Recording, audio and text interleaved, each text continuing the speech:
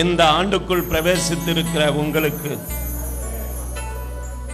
தேவன் கூறுகிற ஒரு காரியம், இது ஒரு மீட்பின் ஆண்டு, ஆத்தும மீட்பை பெறும் ஆண்டு, கர்த்தரால் தெரிந்து கொள்ளப்பட்டவர்களை தேவன் மீட்டெடுக்கக்கூடிய ஒரு நல்ல ஆண்டு.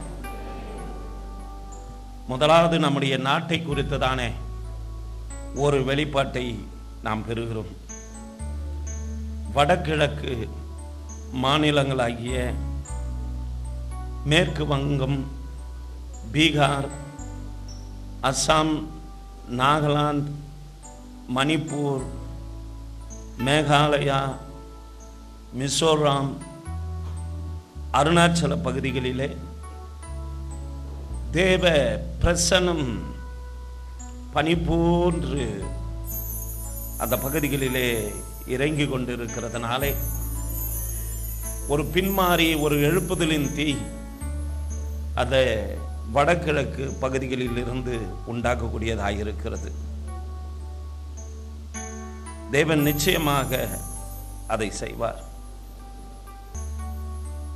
அந்த குறிப்பிட்ட பகுதிகளிலே இயற்கையின் சீற்றமும் அதிகமாகும். அதையும் தேவன் வெளிப்படுத்தி கொண்டிருக்கிறார். நம்முடைய நாடு உலகத்திலே புகழ்பெற்ற ஒரு பரிசை, அதாவது ஒரு உதாரணத்துக்கு சொல்கிறேன், நோபல் போன்ற பரிசை பெறுகிறதற்கு தெரிந்தெடுக்கப்படும். இந்தியாவினுடைய வரலாறு அல்லது இந்தியாவினுடைய முன்னேற்றம் உலகத்திலே வரலாற்று படைக்கக்கூடியதாக இருக்கிறது. இதெல்லாம் எப்படி இருந்தாலும் ஒரு சேமிப்பு கிடங்கு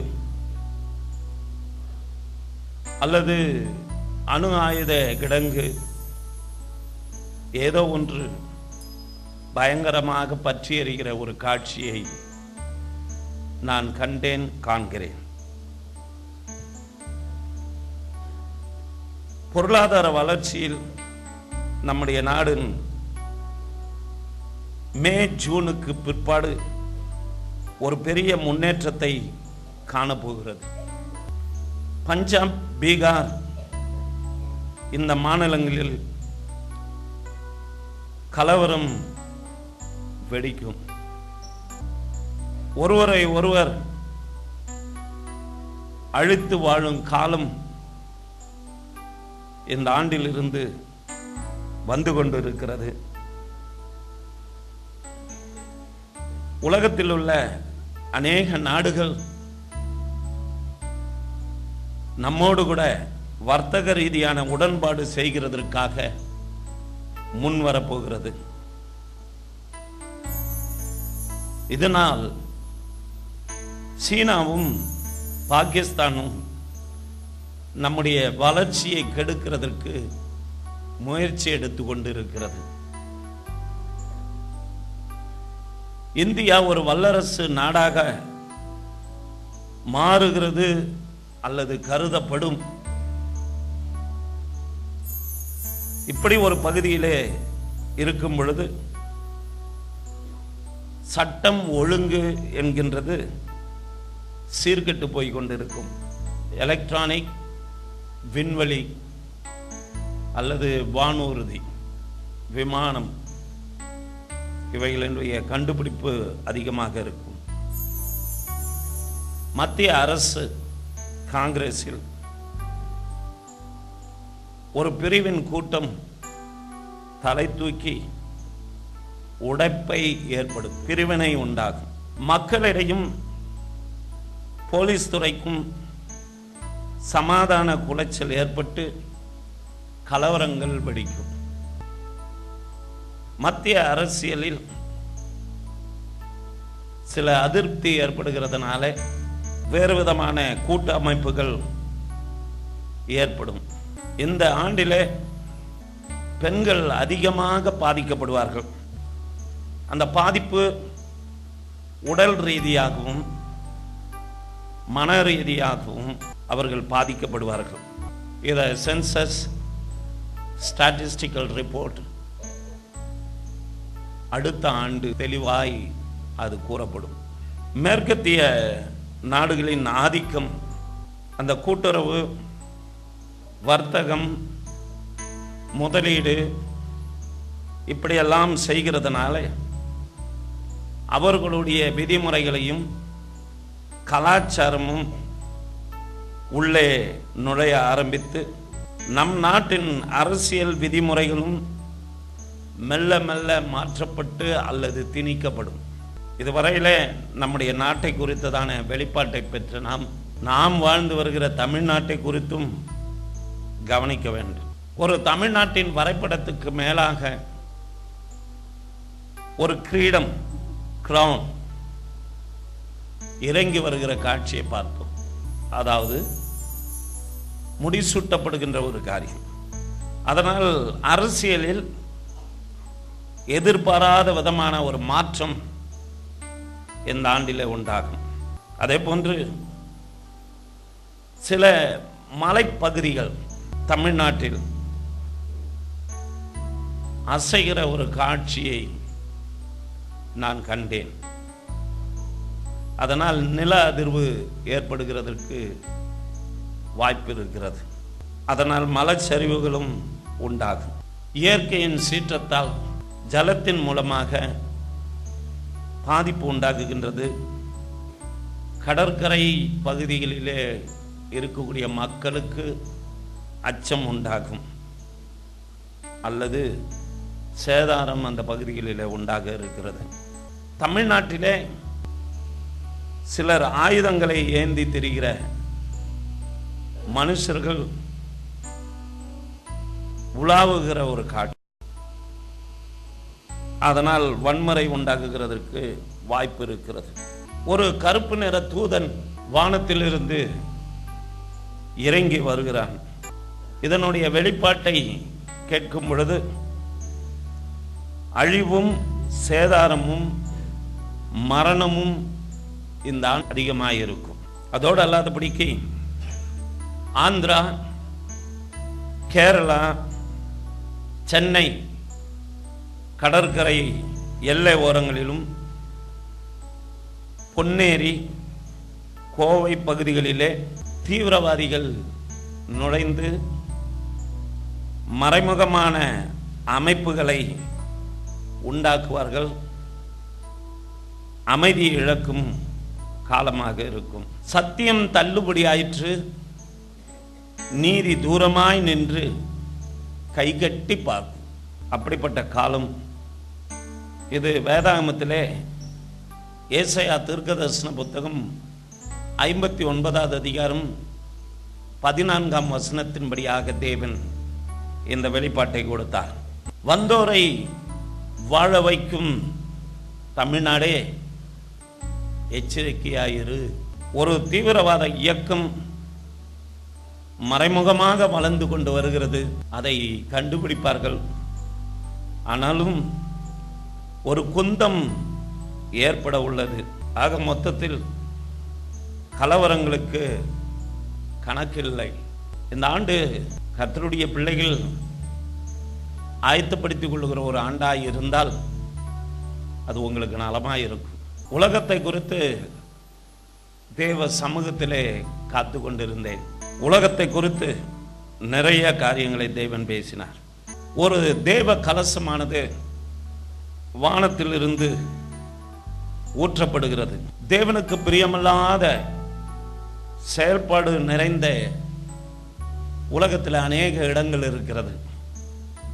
அங்கெல்லாம் ஒரு கலசத்தில் இருந்து ஒரு நெருப்பும் தண்ணீருமாய் கொட்டுகிற ஒரு காட்சியை பார்த்தேன். அதனால் நெருப்பும் நீரினாலும் ஒரு அழிவு இருக்கிறது. உலகத்திலே சைனா பகுதியை காண்பித்தார். அங்கு ஒரு பெரிய நதி வரலாறு காணாதபடிக்கு அதனுடைய ஓடையை உடைத்து கொண்டு உருளான் நுழைந்து போகிற காட்சி. அது நான் நினைக்கிறேன் எல்லோ ரிவர், மஞ்சள் நதி. இதுவரையில வரலாறு காணாத சேதாரம் உண்டாக்க போகிறது. சீனாவினுடைய பகுதியில் ஒரு பெரிய விபத்து ஏற்பட உள்ளது. நம் நாட்டிலும் ஏற்கனவே சொன்னேன், அதே போன்று அங்கும் அவ்விதமான சேதாரம் இருக்கிறது. பனிப்பொழிவினாலே ஐரோப்பா, ரஷ்யா, கனடா, அமெரிக்கா பாதிக்கப்படும். பனிப்பாறை சரிவுகளினாலே நீரினால் சேதாரம் உண்டாகுகிறது மாத்திரமல்ல, சீதோஷ்ண நிலை பெரிய மாற்றம் காணப்படும். அமெரிக்காவை குறித்ததான காரியத்திலும் இப்படிதான். இந்த முறை வட அமெரிக்கா பகுதிகளிலே இருக்கக்கூடிய கலிபோர்னியா, புளோரிடா அந்த பகுதிகளிலே உண்டாகுகின்ற சீற்றத்தினாலே சேதாரம் உண்டாக போகிறது. 11 விதமான சூறாவளி காற்று முக்கியமாக அமெரிக்க பகுதிகளிலேயே தான் வரும். அது ஏன் என்று எனக்கு தெரியாது. ஆனால் பிற்பாடு ஒரு காரியத்தை தேவன் வெளிப்படுத்தும் பொழுது, அமெரிக்காவின் தூண்டுதலினாலும் ரஷ்யாவின் தலையீட்டினாலும் ஒரு யுத்தம் ஏற்படும். ஆனால் அது தணிந்து போகும். ஆனால் அது உலக யுத்தம் கிடையாது. பிரெடிக்ட் பண்ண முடியாத அளவுக்கு சீதோஷ்ண நிலையினுடைய மாற்றங்கள் அதிகமாக இருக்கும். இன்னொரு காரியத்தை ஆண்டவர் காண்பித்தார். வட பசிபிக் சமுத்திரத்தின் அடியிலே ஒரு மேக்னெட்டிக் ஃபோர்ஸ் அது அதிகமாக சுற்றி வருகிறதுனால ஏப்ரல் மாதத்துக்கு பிறகு கடல் கொந்தளிப்பு ஏற்படும். இதன் நிமித்தம் பிலிப்பைன்ஸ், இந்தோனேஷியா பகுதியில் மறுபடியுமாக ஒரு பெரிய ஆபத்து வர காத்திருக்கிறது. பாகிஸ்தானை குறித்து சொல்லும் பொழுது, ஏற்கனவே நம்முடைய வளர்ச்சியை காண விட்டாத சீனாவும் பாகிஸ்தானும் கெடுக்க முயற்சிக்கிறது. அதே போன்று இந்த வேளையில் தீவிரவாதத்துக்கு மறைமுகமான ஒத்துழைப்பை தந்து கொண்டிருக்கிறது. ஆஸ்திரேலியாவில் பாவம் பெருகினாலும் கிருபை அங்கு பெருகி கொண்டிருக்கிறது. அதனால் தேவக்கரம் அதன் மீது நீட்டப்படுகிறதுனாலே ஒரு விதத்தில் அதற்கு அடி விழுந்தாலும் இன்னொரு விதத்தில் ஆவியானவருடைய எழுப்புதல் அங்கே உண்டாயிருக்கிறது. இன்னொரு காரியத்தை நான் கண்டேன்.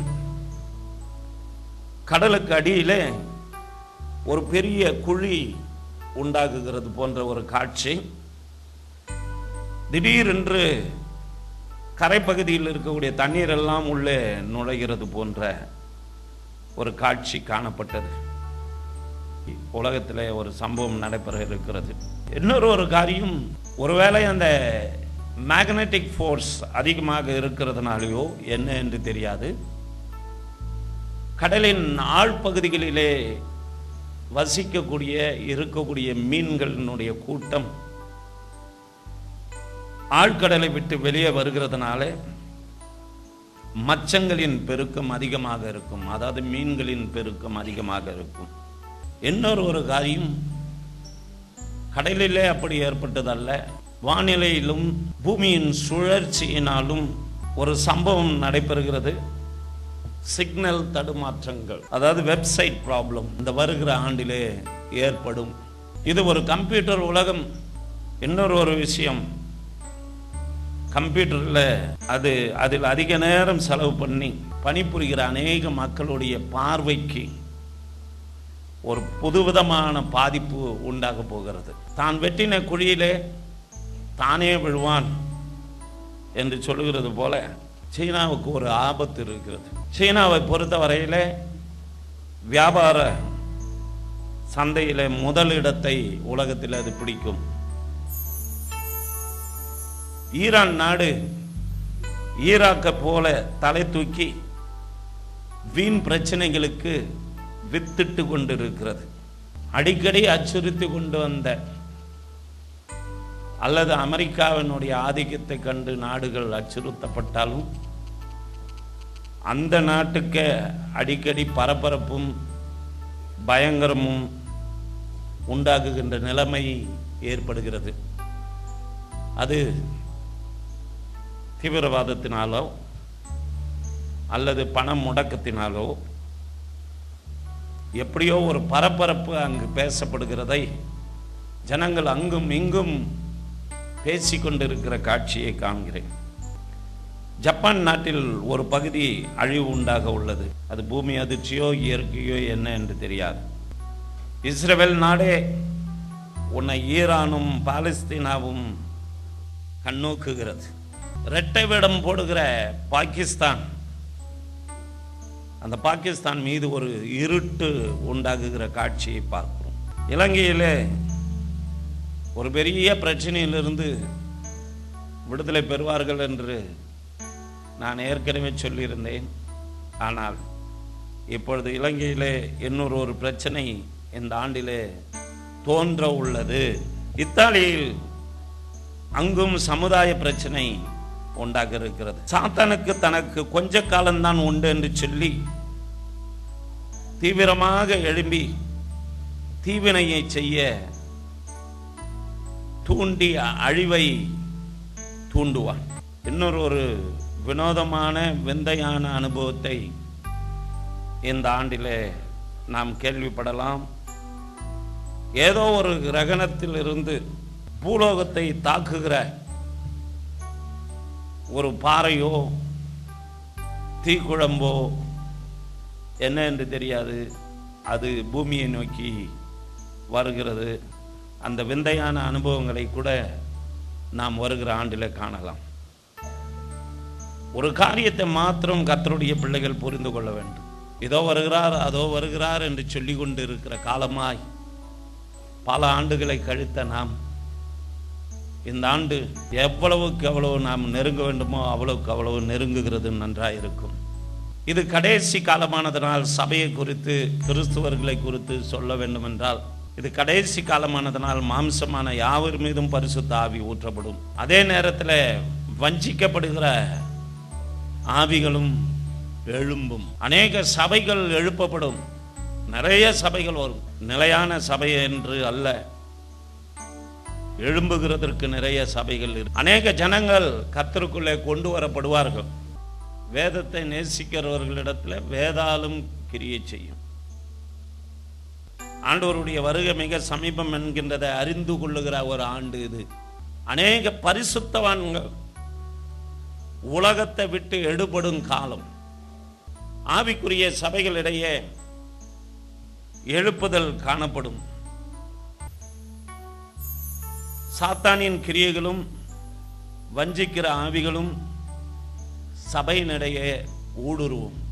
புறஜாதியாருடைய நிறைவின் காலம் துரிதப்படுகிறதற்கான காலம். எவ்வளவு சீக்கிரமாக புறஜாதியார்கள் ரட்சிப்பை பெறுகிறார்களோ அவ்வளவு சீக்கிரத்தில் இயேசு கிறிஸ்துவினுடைய ரகசிய வருகை வரப்போகிறது. அல்லது கிருபையின் காலம் எடுபட போகிற காலத்திற்கு அடையாளமாகத்தான் இருக்கிறத ஒழிய இது கிருபையின் காலம் எடுபடும் என்று நான் சொல்ல வரவில்லை. கடைசியாக ஜெனரலாக என்ன சொல்லலாம் என்று கேட்கும் பொழுது, பக்தி மார்க்கம் பெருகும். இது பெருக பெருக பாவமும் பெருகும். வசதியுடன் வாழ நினைக்கும் வாலிப உள்ளங்கள் போலி வாழ்வை வாழ குற்றங்களை அவர்கள் செய்வார்கள். அநேக குடும்பங்களிலே பிரிவினையின் ஆவிகளால் பிரிக்கப்பட்டு மனம் போன போக்கிலே வாழ்வார்கள். லூக்கா 12வது அதிகாரம் 53வது வசனத்தில் கூறப்பட்டது போல சொல்லப்போன டைவர்ஸ் கேஸ் நிறைய உண்டாகும். அமெரிக்கா, ஆஸ்திரேலியா, பிரிட்டன் போன்ற நாடுகளில் பணிபுரிகிறதற்கு நம் நாட்டு மக்களுக்கு திறந்த வாசல் இருக்கிறது. அன்பான சகோதர சகோதரிகளே, இப்பொழுது நீங்கள் கேட்ட இந்த தீர்க்க தரிசன வார்த்தைகள் உங்களுக்கு மிகவும் பிரயோஜனமாக இருக்கும் என்று நாங்கள் கர்த்தருக்குள் விசுவாசிக்கிறோம். மீள நீங்கள் எங்களோடு கூட தொடர்பு கொள்ள விரும்பினால் எங்களுடைய விலாசம் Chosen Generation Assembly, Reverend Doctor Victor Vimal, number 97 Church Street, Govindaraj Nagar, Bagayam Vellore 632002. எங்களோடு கூட தொடர்பு கொள்ள விரும்பினால் எங்களுடைய தொலைபேசி எண்கள் 0416-226-1119 அல்லது 0416-226-3270. ஊழியரிடம் தொடர்பு கொள்ள தொலைபேசி எண் 9443346119. கர்த்தர் தாமே உங்களை ஆசீர்வதிப்பாராக. ஆமேன்.